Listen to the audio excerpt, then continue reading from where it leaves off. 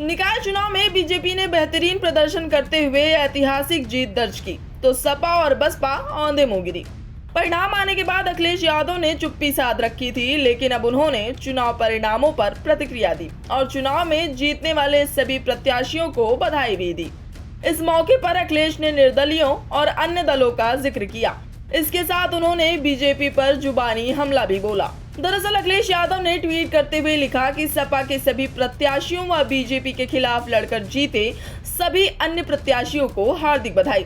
नगरों से थोड़ा बाहर आते ही हर हथकंडे अपनाकर भी बीजेपी बुरी तरह हारी है। बता दें, समाजवादी पार्टी 2017 के प्रदर्शन को दोहरा नहीं सकी। संगठन की निष्क्रियता, आपसी गुटबाजी और लचर नीतियों ने सपा को चुनाव में बेदम कर दिया। शहरी क्षेत्रों में सपा का प्रदर्शन पिछली बार से अधिक पिछड़ गया। पिछली बार 34 वार्ड में सपा के पार्षद चुने गए थे, यह संख्या इस बार 21 हो गई। वहीं सपा गांव में भी सपा का प्रदर्शन पिछले चुनावों से खराब रहा। दूसरी ओर बसपा चीफ मायावती ने भी चुनाव में हार का ठीकरा बीजेपी के सर फोड़ा है।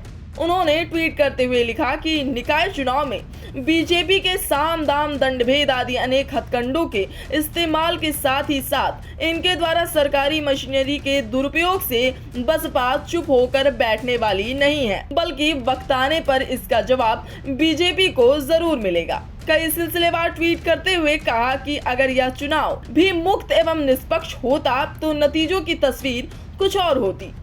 मतपत्र से चुनाव होने पर बसपा माप और चुनाव भी जरूर जीतती। इस मौके पर उन्होंने सपा को भी नहीं छोड़ा और लिखा कि वैसे चाहे बीजेपी हो या सपा, दोनों ही पार्टियां सत्ता का दुरुपयोग करके ऐसे चुनाव जीतने में एक दूसरे से कम नहीं है, जिस कारण सत्ताधारी पार्टी ही धांधली से अधिकतर सीट जीत जाती है और इस बार भी इस चुनाव में ऐसा ही हुआ है। बहरहाल सपा और बसपा दोनों ने चुनाव में धांधली का आरोप लगाकर बीजेपी को उनकी हार का जिम्मेदार बताया है। हालांकि इस बात को भी नकारा नहीं जा सकता कि सपा की लचर नीतियों ने चुनाव में उसकी नैया डुबाई है, जबकि बसपा पुराने मुस्लिम दाव के सहारे मैदान में उतरी थी, लेकिन उसका ये पैतरा भी काम नहीं आया और पिछले चुनाव में जीती दोनों मेयर सीटों पर भी भगवा लहरा गया। फिलहाल देखना होगा कि निकाय चुनाव के परिणामों से सपा बसपा क्या सबक लेती है और आगामी लोकसभा चुनाव में उनकी क्या रणनीति रहती है। खैर, इस खबर के बारे में आपका क्या कहना है, कमेंट बॉक्स में हमें जरूर बताएं। और ऐसे ही देश दुनिया की तमाम खबरों को पाने के लिए बने रहिए इंडिया पब्लिक खबर के साथ। हमारे चैनल को सब्सक्राइब करें और बेल आइकन दबाना बिल्कुल ना भूलें।